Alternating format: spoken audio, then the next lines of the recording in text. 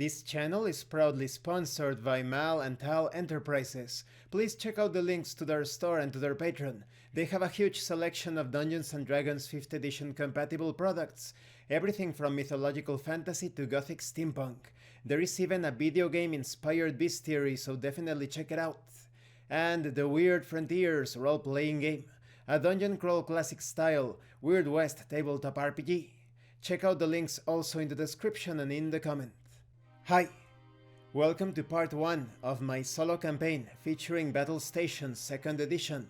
This is a board game RPG hybrid. Now I have a few words to say before we start this session report. Battlestations 2nd edition and Earthside are amazing games, they are incredible.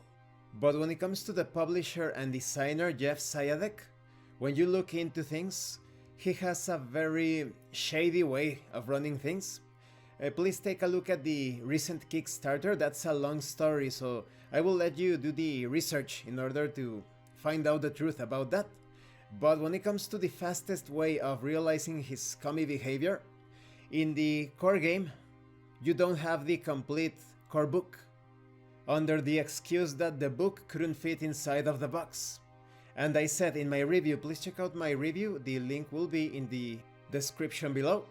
I mentioned that you could easily include a drive-through RPG code inside the box. We are living in the digital age. You don't need to include a physical product all the time. Physical products are great, but when there is no space, put a code, that's it. So maybe I thought, well, maybe he didn't think about that. It could happen to someone. But then I purchased the PDF, the complete book in PDF format. Not only is it quite expensive and has no bookmarks and no hyperlinks, Jeff is selling the low-res version as a separate product costing just the same asking price as the high-res version. And this is so scummy. What a scumbag. I've been purchasing PDFs for about 2 decades, and this is the first time that I have seen someone selling you the low-res version as a separate PDF. A lot of you that purchase PDFs are probably facepalming right now, because you know that pretty much everyone includes the high-res and low-res version in the same purchase. That is, when you purchase the book, you have the low-res and the high-res version included, and this guy is charging you for the same PDF in different resolutions. What a scumbag. So I have to tell you this in order for you to decide if you want to purchase this game. If you want to spend money on it, you need to figure out if it's worth it. Now let's continue with this first session. This starting campaign features the Galactic Civil War. The Universal Republic is trying to stamp out a growing rebellion. Our hero's journey begins at a starbase near New Antarctica.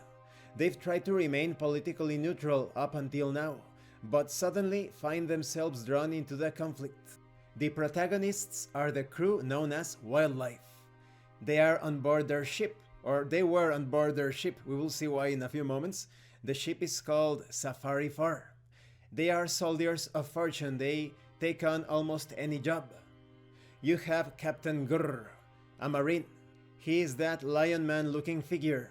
He is incredibly good when it comes to close quarters combat. You also have Brah. He is an engineer, the elephant man type of character. He is pretty good at close quarters and pretty tough as well. Then you have this Lovecraftian aberration, two-headed worm, Bojeff, and he is the scientist. He actually gets to act twice. Then you have Wennington. He is the pilot, this crocodile-looking man. He is very good when it comes to preparing for actions, Overwatch, but those are advanced rules. They do not enter into play until later on in the campaign. And so the scenario begins. The Universal Republic has been tightening its grip on member planets in preparation against a civil war that looms ever more likely because of the new restrictions. The Wildlife's ship, Safari 4, is docked at a UR starbase for mandatory inspection. The crew waits helplessly outside in the cargo bay, while government stooges paw through their stuff. Suddenly, the government troops move into position. Their officer announces that the ship is being nationalized for the war effort against the rebels, ordering the crew to turn in their personal weapons as well.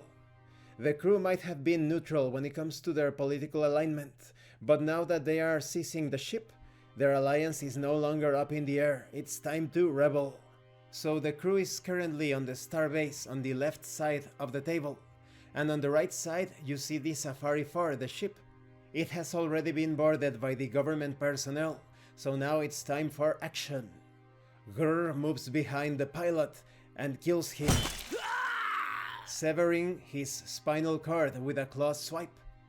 Then Vra moves in to support Grr. Bojeff provides backup by moving next to Vra. Runnington takes control of the helm and undocks the ship. The bots that were stationed in the engineering section of the starbase are now moving into position towards the crew, ready to detain them or kill them on sight if necessary. Look out! And the surviving government personnel, already on the Safari 4, are aware of the crew's presence on their own ship, so now they are moving against them, ready to kill. It is time for the Safari 4 to escape from this nefarious government starbase. And this concludes this part of the first scenario, Rebellion. Things are getting quite exciting. I am using the solo rules included in the complete rulebook. This is another thing that I didn't like about Battlestations. The box itself says that it's a game from 1 to 9 players, but you cannot do that unless you have the complete rulebook. And when it comes to many of the materials inside, the characters, special rules, etc., you can only employ them if you have the complete rulebook. So yeah, pretty scummy behavior on the part of the publisher. Thank you for watching this part of the session report. Don't forget to leave a like, a comment, and subscribe. And thank you so much to those of you that are going the extra mile to support the channel.